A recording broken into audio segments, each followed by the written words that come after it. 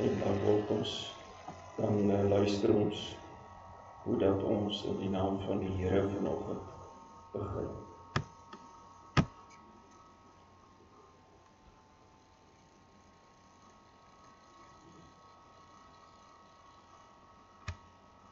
Die lam wat geslag is waardig om te ontvang die krag en rykdom en wysheid en sterkte en eer en heerlikheid en lof.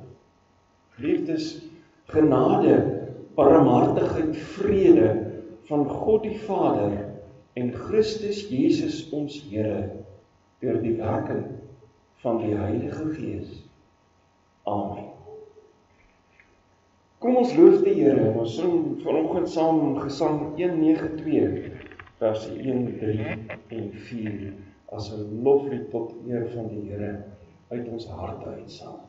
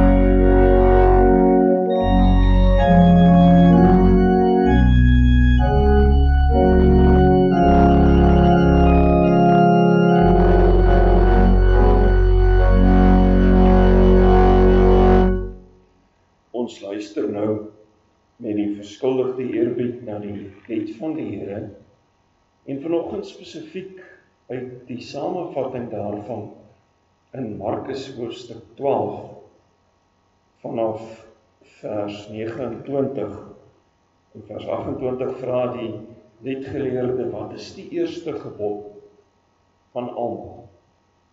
En Jesus antwoord hom, die eerste van al die gebooie is, hoor Israel, die Here onse God is 'n enige Here.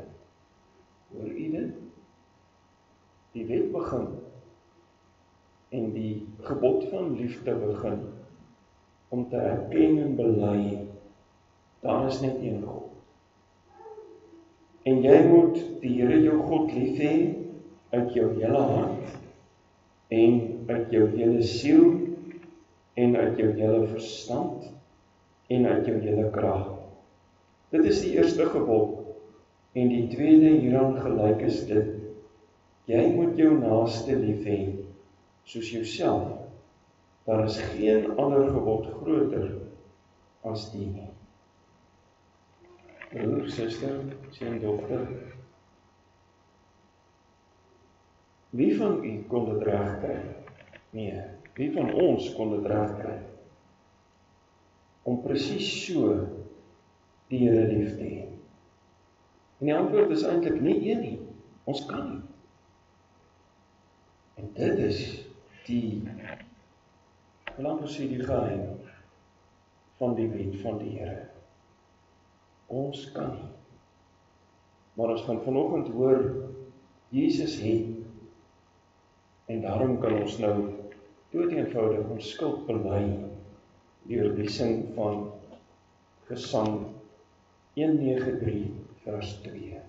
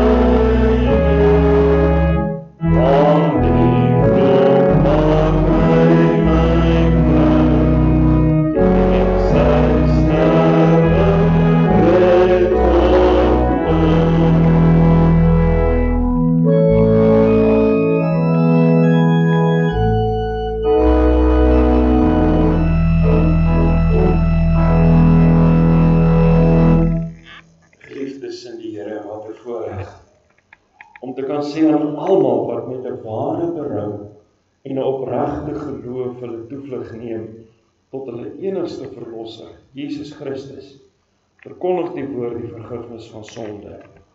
Maar aan elkeen wat in die sonde volhard en die genade verwerp, verkondig die woord van God dat die toorn en die straf van die Here op hom sal bly, solank hy in sy sonde bly lewe.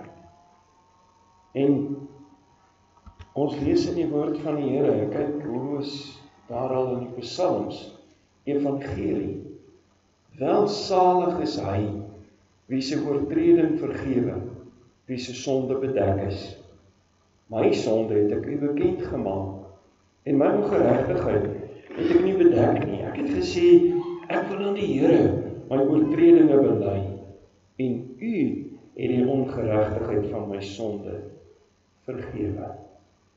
Wat 'n voorreg. As mense wat dit glo, kom ons bely ons geloof in ons harte saam in die woorde van die 12 artikels. Ek glo in God die Vader, die Almagtige, die skepper van die hemel en die aarde, en in Jesus Christus, sy eniggebore seun, ons Here, wat ontvang is van die Heilige Gees, gebore is uit die maagd Maria, wat gelei het onder Pontius Pilatus, gekruisig, gestorwe en begrawe is, en ter helle neergedaal het, wat op die 3de dag weer opgestaan het uit die dode, wat opgevaar het na die hemel, en sit aan die regterhand van God, die Almagtige Vader, vanwaar hy sal kom om te oordeel die lewende en die dode. Ek glo in die Heilige Gees, ek glo aan die heilige, algemene Christelike kerk, die gemeenskap van die heiliges, die vergifnis van sondes, die opstanding van die vlees en die ewige lewe. Amen. Kom ons bevestig ons geloof en sing as toewydingslied Gesang 186.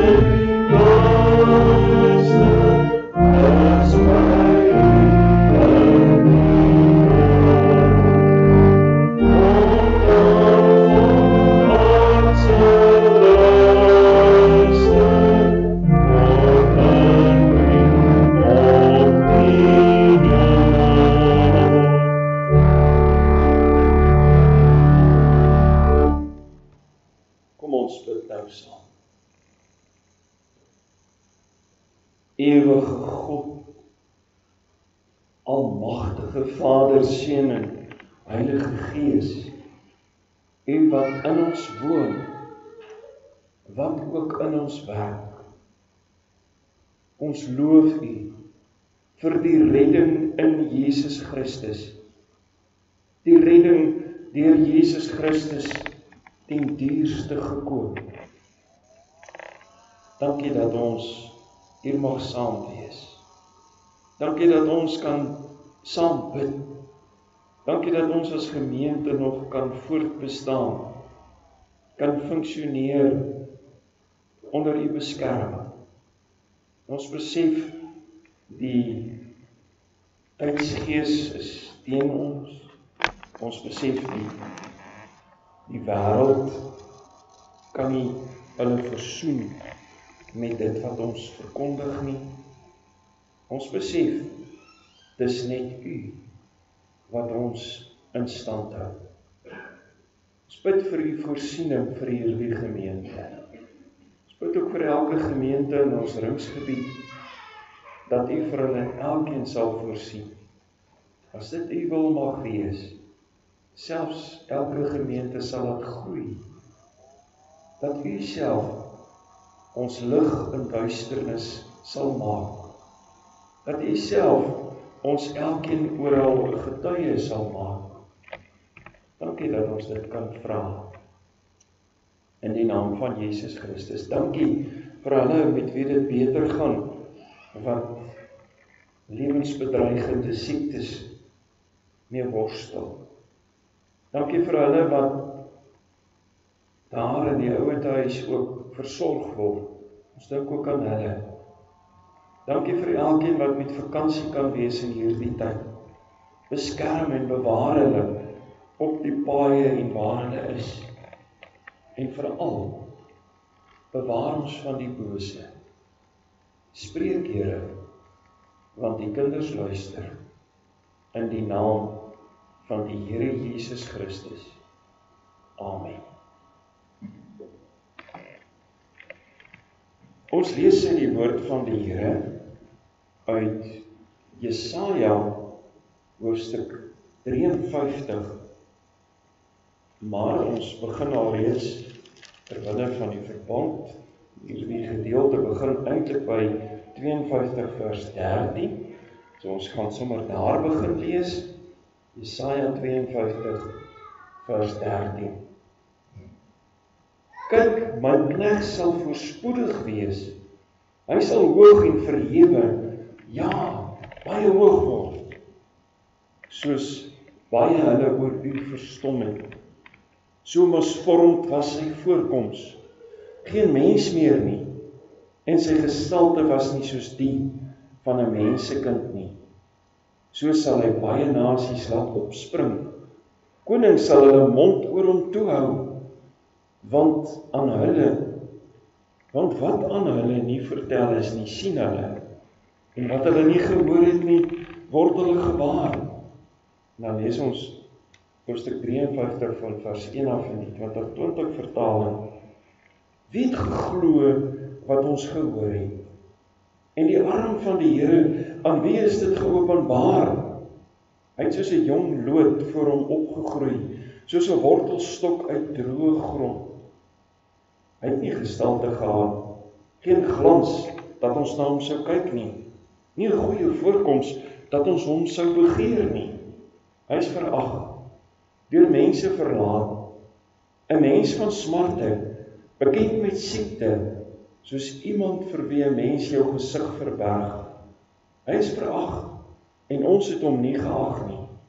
Nogtans, ons siektes, hy het dit gedra, en ons smarte, hy het dit op hom gelaai, maar ons het hom beskou as iemand wat gekastei word, geslaan deur God en verneder.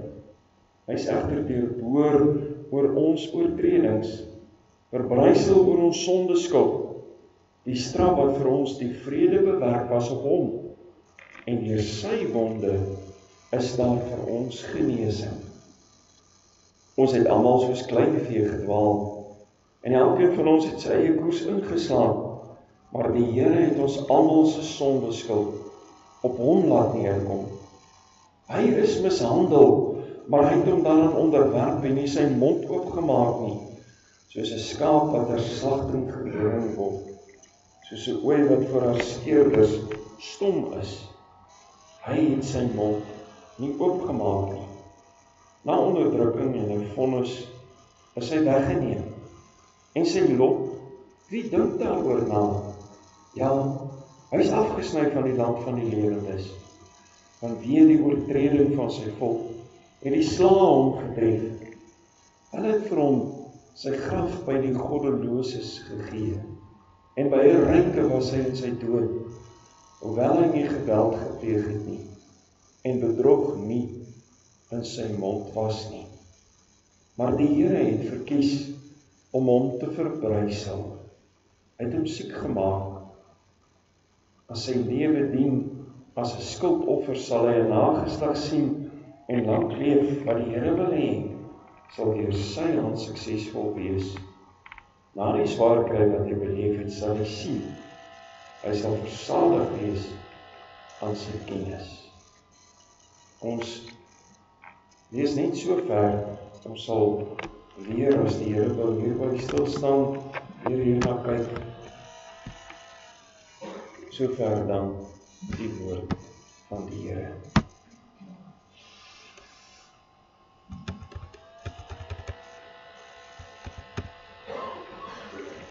Broer, suster, seun, dogter.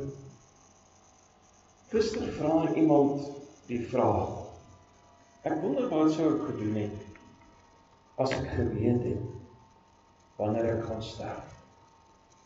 Natuurlik, besef ons weet nie, wanneer dit ons tyd is nie.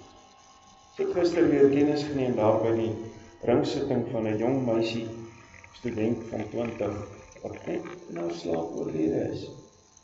Sy was waarskynlik gesond, en sy het net nie tevoorskyn gekom die oggend nie. En toe hulle gaan soek toe is sy oorlede. En dit laat ons besef, die begrafnisformulier sê dit ook. Sulke gebeure, laat ons na onsself kyk.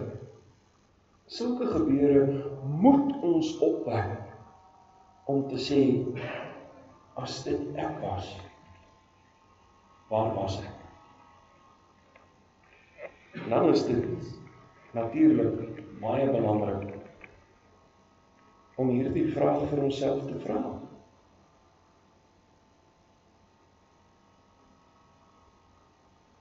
Miskien moet ons meer gereeld hieroor dink. Want as ons sou weet dat ons tyd naby is, dan sal ons meer tyd in gebed deurbring. Dan sal ons meer tyd spandeer daaraan, meer aandag daaraan om reg te lewe, die regte dinge te doen, om reg te maak met almal, om makliker mense te wees, om nie so moeilik te wees, en te staan op ons sin en wil nie, want in die prentjie word dit baie groter. Ek het al verskeie kere dit beleef, dat mense jou deur hierdie, ek wil amper sê stap in jou, maak jou oë toe, en sê vir jouself, as ek nou weet, ek gaan oor 'n maand doodgaan, wat gaan ek met hierdie maand doen?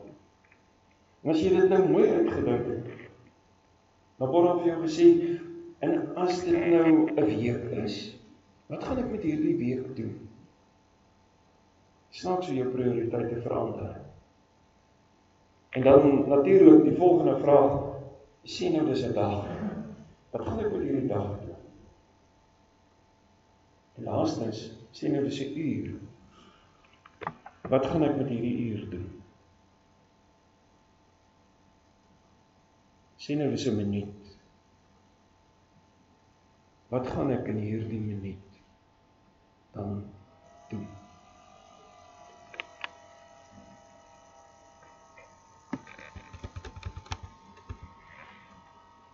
Ons besef dat ons nie die tyd ken waarop ons gaan sterf nie. Ons besef dat ons nie weet nie. Aan die een kant is daar die uitdaging van die woord wat ons leer, gaan lewe so dat jy elke dag gereed is. Maar aan die ander kant is daar die evangelie waarvan ons vanoggend net weer gaan hoor, wat vir ons sê, ek en jy kan maar gereed wees. Ek en jy kan maar, soos die man aan die kruis sê, Vader, aan u hande gee ek my gees oor, die man met die hoofletter. Ons kan maar soos die ander man aan die kruis sê, Here, dink aan my as jy in die koninkryk kom. En dan hoor, vandag sal jy saam met my in die paradys wees. Wat 'n verskriklike voorreg om Christen te wees. Dis 'n gawe van God. En oor hierdie redding besin ons vanoggend. Ons kan dit saamvat deur te sê, ons redding het duur gekos. Moenie daarmee mors nie. Nou, in 'n tyd van droogte maak die liedjie baie sin, wat sing, ek weet nie of hy meer by die jonger mense bekend is nie, maar ons het hom almal gesing en geken. Kinders moenie met die water mors nie. Die ou mense wil dit drink. Dis kosbaar. Net so moet ons nie met die redding mors nie. Ons moet dit gebruik. In die eerste plek, die Here Jesus het gelei vir ons. Die afgelope paar Sondae staan ons stil by Heidelbergse Katekismus Sondag 14 vraag 37. Wat in een sinnetjie vra, wat verstaan jy onder die woordjie gelei? Nou dis 'n kort woordjie, 4 letters. Wat beteken dit vir jou? En dan die antwoord, dat hy, dit is die Here Jesus, aan liggaam en siel die ganse tyd van sy lewe op aarde, maar veral aan die eind van sy lewe, die toorn van God en die sonde van die ganse menslike geslag gedra het, sodat hy met sy lyding as die enigste soenoffer ons liggaam en ons siel van die ewige verdoemenis sou verlos, en vir ons die genade van God, geregtigheid en ewige lewe sou verwerk. Ons het sover al gefokus op die minder oordinkte dele van sy lyding. Die klem daarop dat hy van geboorte af gelei het, deur sy hele lewe gelei het. Vanoggend is die klem 'n bietjie meer op die feit dat die Here Jesus die straf van die sonde van die ganse menslike geslag op hom geneem het. En nou moet ons weet, dis nie min nie. Dis nie bietjie nie. Die ganse menslike geslag deur al die eeue oor die hele wêreld se sonde straf het op hom neergekom. Dis baie. En daarmee kry ons dan die versekering dat ons deur die offer van Jesus Christus die ewige lewe het. Die genade van God, die geregtigheid, die ewige lewe word aan ons geskenk. In die tweede plek, die Here Jesus was beskou as 'n onguns by God. Nou ekskuus, dis so 'n bietjie 'n lomp formulering, maar dis moeilik om hierdie woorde saam te vat, soos dit ook in die oorspronklike staan en die beginsels, alles wat hieruit na vore kom. In hierdie deel wat ons gelees het, word vertel van die knegt van die Here. Nou daar is vroeër in Jesaja ook sprake van die knegt van die Here, dink in Jesaja 40. Wie is die knegt van die Here? En wat gebeur met die knegt van die Here? Afwisselend sien ons dat die knegt van die Here geseën word, verhoog word en verneder word. En dit is eintlik so ingrypend dat die Here God hierdie profesie laat begin met die verhoging deel Hy sê, hierdie knegt sal oorwin. En dan kom in die volgende vers, maar hy gaan verskriklik ly. Hy gaan 'n vreeslike prys betaal. Die Here Jesus is volgens die Nuwe Testament verskillende aanhalings van hierdie verse, is hy die knegt van die Here. Hy was in sy staat van vernedering gebore, soos 'n klein babietjie. Ek het net nou gesien, hier stap papa uit met 'n babietjie. So 'n babietjie moet versorg word, moet getroetel word, moet natuurlik opgepas word. So moes die Here Jesus soos 'n klein, nietige, swakke babietjie gebore word. Hy, wat die Seun van God is, hy wat in heerlikheid by die Vader was, hy wat skepingsmindenaar was, moes as 'n geskepte gebore word in sy vernedering. Uiterlik sê hierdie gedeelte vir ons, was daar niks besonders aan die Here Jesus. Hy was nie vreeslik groot en Superman en allerhande dinge nie. Hy het soos 'n gewone, arm Israeliese kindjie groot geword. Swaar gekry, hard gewerk, ensovoorts. Hy was so verag, lees ons hier, dat 'n mens amper nie vir hom kon kyk nie. Hy is deur sy disippels verlaat, hy is deur die mense verlaat, en daar is geen plek so eensaam, soos om alleen daar aan 'n kruis staan. Jy weet, my lewensbloed drup uit, my lewensasem raak op, ek is op pad.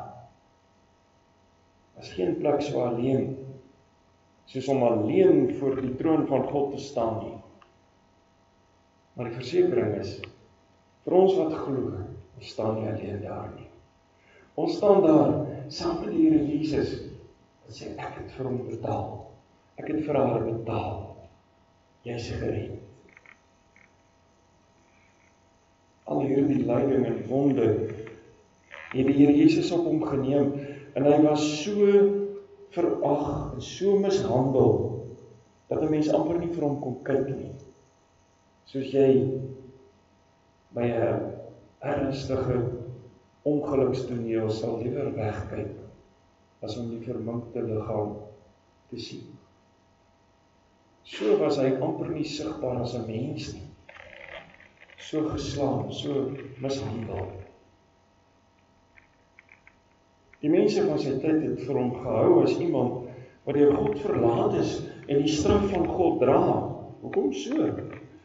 In die Ou Testamentiese tyd en selfs hier in die Nuwe Testament nog totdat die Here Jesus dit begin duidelik maak het vir mense. Het mense geglo, as God jou seën, as jy mooi en sterk en gesond en ryk, dan lyk jy soos daar Kent of iets, wie kan ek noem. En jy is fiks en jy is gesond en jy is net gelukkig. Die finansies loop mooi. Dis wat hulle geglo het. Ons sien 'n voorbeeld daarvan in die geskiedenis van Job, wat Job se vriende net nie wou aanvaar dat Job nie gesondig het, dat Job nie deur die Here gestraf word nie, dat Job minstens, op die minste, ongeseënd was. Mense sou amper kon sê, Job was vervloek. So het hulle gedink, en so het dit gelyk vir hulle. Iemand wat weer aan die guns van die Here was, moes dan weer mooi en slim en goed en gesond wees. Ja, maar dis Job se verhaal, en ook ander dele in die Bybel wys dis nie so eenvoudig. Alles gaan nie altyd net goed met kinders van die Here nie. 'n bekende teologiese professor het kanker gekry, en toe skryf hy 'n boekie daarna. God se kinders kry ook kanker. God se kinders kan ook siek word. kan ook hartseer kry, kan ook doodgaan. Die diensknegt van die Here waarvan Jesaja praat, was volgens hierdie beeld niks besonders nie. In teenstelling met die geseëndes van daardie tydse opvatting, was hy 'n gewone arm seentjie en toe 'n gewone arm jongman. Toe hy begin leer het hy nie met doktersgrade daaraan gekom nie. Hy het met die gesag van God en die wysheid van God daaraan gekom. Hy het op 12 jaar al die skrifgeleerdes in die tempel, kan ons maar sê, deur mekaar gepraat, vir hulle kennis geopenbaar, wat hulle verstom het. Maar uiterlik was hy nie hierdie wonderlike mens nie. Selfs tydens sy aardse bediening is die Here Jesus deur die meerderheid van sy volk verag, verneder, probeer om hom dood te maak. Die twee lede van die Joodse raad, wat wel in hom geglo het, moes dit in die geheim doen. Stilletjies, kom in die nag na hom toe, onthou hier van Nikodemus. Kom eers na vore, Josef van Arimatea, toe hy begrawe moet word. Daarom in die derde plek, die Here Jesus het in ons plek gelei, ons skuld kom betaal. In hierdie verse word daar gepraat van die diensknegt van die Here se siekte en lyding. Nou is daar mense wat baie graag dit, veral na aanleiding van sekere vertalings, wil aanvaar en wil aanneem, die Here Jesus het ons siekte gedra. Met ander woorde, ek gaan klein deurtrek, ons hoef nie meer siek te wees. Ons moet nou almal gesond wees. Maar dis nie wat hier staan nie. Voordat ons wil weghardloop met hierdie gedagte, is dit belangrik om te weet in die wêreldbeeld van daardie tyd, was die ongeseënde, was die persoon wat siek moes wees en sleg moes lyk, in 'n valmannetjie kan ons amper sê moes wees. Iemand wat nie indrukwekkend is nie. En hy moes sommer siek op wees as deel van die pakkie. As God sy diensknegt gestraf moet word, ongeseënd is, dan moet hy sommer siek op wees. Dit beteken nie, hy het ons siektes kom wegvat al permanent nie. Ook in die klaagpsalms wat ooreenkom met hierdie amper lied oor die diensknegt in Jesaja, vind ons hierdie verskynsel, dat daar altyd, as dit erg is dit baie erg. As jy ongeseënd is jy sieklik en siek en swak en geslaan en vernietig en onbelangrik en noem al die dinge op. So Jesus Christus was nie noodwendig sieklik of siek nie, maar hy was definitief nie geseën nie. Hy het ook nie volgens hierdie deel ons siekte op aarde finaal beëindig nie. Dit gebeur eers die dag van die wederkoms. Dan is dit verby. Hy was in onguns by God. En as ongeseënde moes hy dan ook alles wees wat sleg is. Hy is mishandel en hy het gelei. Hy is vermink en hy kon nie gesond wees nie. En as ons so met 'n sinusontsteking of 'n seer keel loop, miskien het hy dit ook beleef, né? Want hy was 'n mens. En hy het alles beleef. Al die versoekings het hy beleef wat ons beleef. Hy is mishandel en gelei. En hierdie onguns vir God was die prys vir my en jou sonde. Ons straf het hy gedra. Hy is verag deur sy volk, selfs deur sy disippels verlaat. Hy was so verarg en so erg mishandel in die laaste ure van sy lyding, dat hier staan, en mens amper nie vir hom kon kyk nie. Het amper nie meer na 'n mens gelyk nie. In vers 7 word daarvan gepraat, dat hy nie sy mond oopgemaak het. Hy het nie teëgepraat nie, hy het nie teëgestribbel nie, hy het nie homself verdedig soos hy kon nie. Hy was eintlik in die regsproses sonder stem. sonder, kan ons sê, verteenwoordiging in die hofsaak. Ook vers 8 brei uit hierop. Na 'n regsproses is hy skuldig bevind. Hy, die enigste onskuldige, is skuldig bevind. Hy is weggelei, tereggestel te word. Hier word weer beklemtoon dat hy gelei het vir die sondes, vir die oortredinge van my en jou. Van sy volk staan hier, maar ander dele in die Bybel sê ook, en ander plekke bietjie verder praat van die hele wêreld se sonde. Dit waarvan ons net nou gepraat het. Al die sondes, deur al die eeue, van al die mense, het op hom neergekom. Die Here Jesus gee sy redding vir wie glo. Nou natuurlik het die Here Jesus al die sondeskuld betaal. Hy het al die lyding, alles beleef vir al die sonde. Maar nie almal kry dit nie. Daai skuld is betaal. Ek wil amper sê, die krediet lê daar. Maar jy kry dit alleen as jy die Here Jesus deur sy genade, deur die trekkrag van sy Gees aanvaar en sy kind word en sy kind is. Die strafelement van die siekte het dit is wel gedra, as hy egter alle siektes toe reeds weggeneem het. Moes nie een van ons siek geword het nie. Moes nie een van ons dood gegaan het nie. Moes niemand se sonde ooit weer gestraf hoef te geword het nie. Hy het wel genoeg betaal vir die sonde van almal. Maar nie almal kry dit nie. Jou sondeskuld is betaal, maar jy kry dit net deur te glo in Jesus Christus.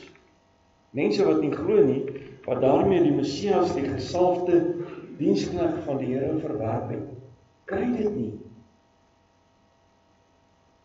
Kry nie daardie redding nie. Jy moet self jou sondeskuld besef, onder leiding van die Gees. Self bely met jou mond.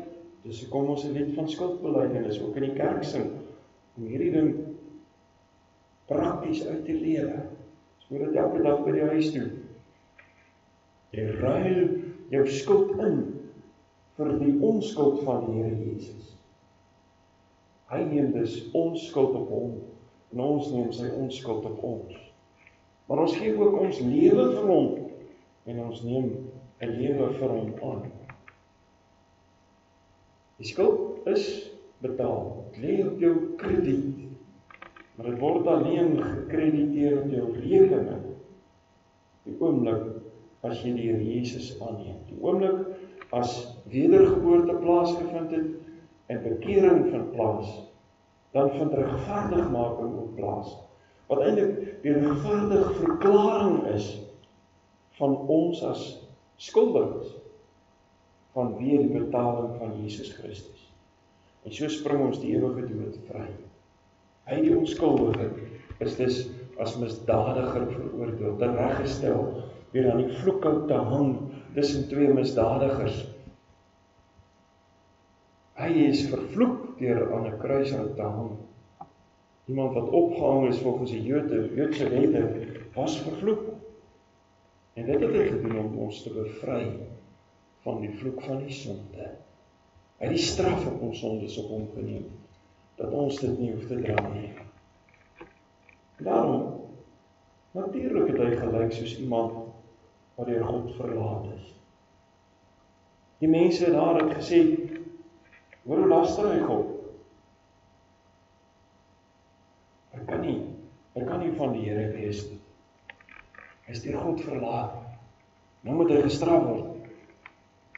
En aan die kruis is hy letterlik deur God verlaat. Nadat al die mense hom verlaat het en afgeskryf het en veroordeel het, en aan die kruis opgehang het hy nog hel beleef aan die kruis. Toe God se troostende teenwoordigheid van hom weerhou is. En hy van God verlaat en as hy moes uitroep, my God, waarom het U my verlaat? En dit, sodat ek en jy nooit nie eers as ons siek is nie eers as ons langs die sterfbed van 'n geliefde staan, nie eers in ons laaste oomblik van God verlate hoef te wees nie. Dit was die regverdige, geweldige prys, die duur prys vir ons vergifnis, dat ons die ewige lewe verniet kan kry. En let op, mense is so geneig om die redding goedkoop te maak, maar dit was baie duur. Ons kry dit nie goedkoop nie, ons kan nie 'n stukkie betaal nie. Ons kry dit verniet as 'n geskenk. En hierdie redding, broer, suster, in die Here, is wat ons maak dat ons vir die Here wil lewe. Dis wat maak dat ek en jy kan sê, ek wil doen wat die wet sê. Ek wil doen wat die liefdesgebod sê. Ek wil tot eer van God lewe. Ek wil doen wat reg is.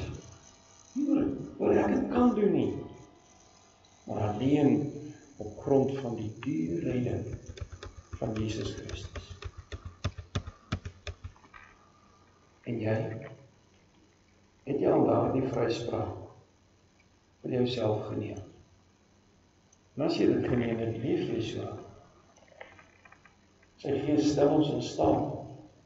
Die Bybel sê, daar is geen versoeking wat meer is as 'n menslike nie. Versoeking is nie meer ons baas nie. Ons kry redding verniet. Ek en jy weet nie, wanneer ons voor die Here gaan staan nie. En dit is so verskriklik belangrik, dat ons daardie vraag vir onsself gereeld moet vra. Is ek gereed? Wat sal ek doen, as dit vanaand of vanmiddag my tyd is?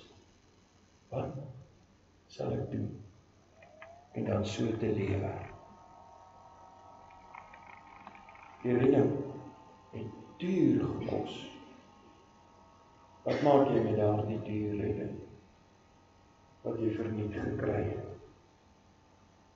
Maar nie mors met Jesus se lyding nie.